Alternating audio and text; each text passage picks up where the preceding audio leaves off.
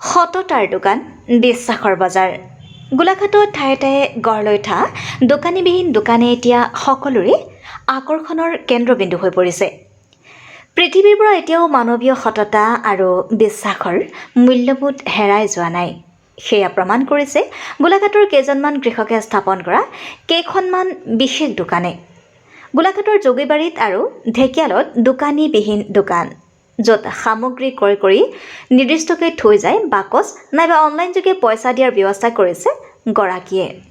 গোলাঘাট জিলাৰ খুমটাই সমষ্টিৰ অন্তৰ্গত যোগীবাৰী গ্ৰাম্য পৰ্যটন প্ৰকল্পৰ সন্মুখভাগৰ লগতে ঢেকিয়াল অঞ্চলত স্থাপন কৰিছে এই বিশেষ দোকানকেইখন।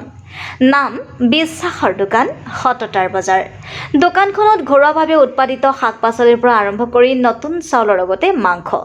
ইয়াতে দেখা পাইছোঁ যে আমি যিটো নগালেণ্ডত আগতে গ'লে কেতিয়াবা দেখা পাওঁ যে যিখন বিশ্বাসৰ দোকান আপোনাৰ বস্তু পাতি থৈ যায় আৰু মানুহ নাথাকে, এই একেটা পৰম্পৰা মই দেখিবলৈ পালোঁ, ফেচবুকৰ জৰিয়তে দেখিবলৈ পালোঁ। আজি বোলো এপাক চাই যাওঁ। কিন্তু সুন্দৰ পদক্ষেপ এইটো হোৱাৰ কাৰণে এটা ভাল লাগিছে যে মানুহে আজিৰ দিনতো যে বিশ্বাস সিজনে সিজনৰ ওপৰত ৰাখিব লাগে, এইটো এটা নিদৰ্শন। এইটো আমি সকলোৱে আঁকোৱালি ল'ব লাগে যে অকল এখনেই নহয়, এইটোৰ পৰা আমি আৰু বঢ়াব লাগে যে আমি সিজনে সিজনৰ প্ৰতি যিটো বিশ্বাস ৰাখিব লাগে, এই বিশ্বাসটো থাকিব লাগে। তাৰমানে মই এতিয়া পাতিহাঁহ ল'লোঁ, পাতিহাঁহৰ লগত এই কচু লৈ লৈছোঁ, ঘৰুৱা খাদ্য ভাল লাগিছে। এই সামগ্ৰীসমূহ ক্ৰয় কৰিবলৈ এতিয়া ভিৰ কৰা দেখা গৈছে গ্ৰাহকৰ।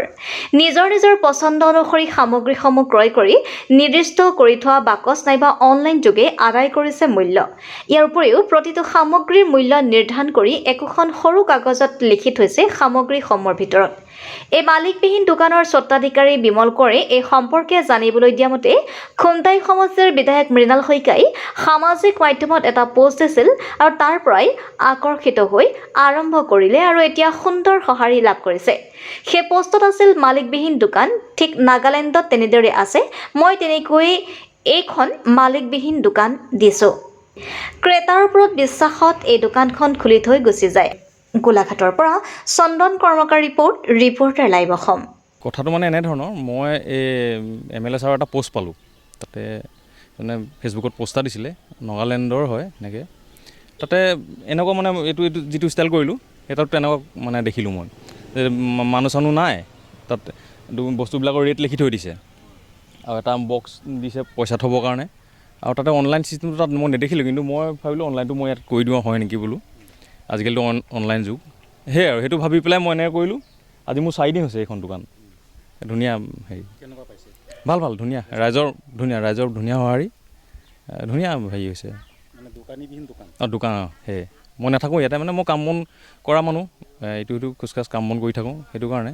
আৰু এই বস্তুকেইটাক লৈ পেলাই মই অকলে ইয়াত মানে বহি থাকিবলৈ বেয়া হয়তো, সেইটো কাৰণে মই বিশ্বাসত এৰি থৈ যাওঁ আৰু তেনেকৈ। মানে বিশ্বাস এতিয়াও আছে পুৰা বিশ্বাস। মোৰ এই 4 দিনত মই বিশ্বাসটো পাই গ'লোঁ ইয়াত, এই দোকানখনতে পাই গ'লোঁ। মানে মই অনলাইনতো চাওঁ, পইচা অকণ সোমাই তাৰপিছত বক্সটো খুলি চাওঁ, তাৰ মই হিচাপ এটা কৰি থওঁতো যে এই বস্তুকেইটা ইমান টকা, তাৰ মোৰ হিচাপটো মানে একুৰেট ওলায়। মই ৰাখিছোঁ আপোনাৰ এই নতুন চাউল ৰাখিছোঁ, এই ৰঞ্জিত চাউল নতুন, তাৰপিছত আপোনাৰ ঔটেঙা আছে, কাঁচকল আছে, কলডিল আছে আৰু জলফাই আছে। আৰু আজি মই মাংসও ৰাখিছোঁ ইয়াত, পাতিহাঁহটো মানে মই ভাগ কৰি ৰাখিছোঁ, এনেকৈ ৰাখিছোঁ। 50 টকাও আছে, 20 টকাও আছে, আপোনাৰ 100 টকাও আছে, সেনেকৈ কৰি দিছোঁ। মানে কি হয়, কিছুমানে ধৰি লওক 2জন মানুহ আছে, সেই 2জন মানুহ থকাৰ কাৰণে ধৰক অলপ হেৰি হয় আৰু যে নহয় 20 টকা বা 50 টকা নিলে হৈ যাব, সেই এনেকৈ ইয়াৰ পৰা 50 টকা লৈ যাব পাৰিব। অলপ মানুহ কেইজন বেছি আছে, তেতিয়া 100 টকা ভাগ এটা লৈ যাব পাৰিব, সেনেকুৱা। মইতো শুনা নাই, বাহিৰততো আছে বাৰু, কিন্তু মই সেই পোষ্টটো পাই পেলাই মই সেইটো হেৰি কৰিলোঁ। মই ৰিপৰ্টাৰ লাইভ অসম।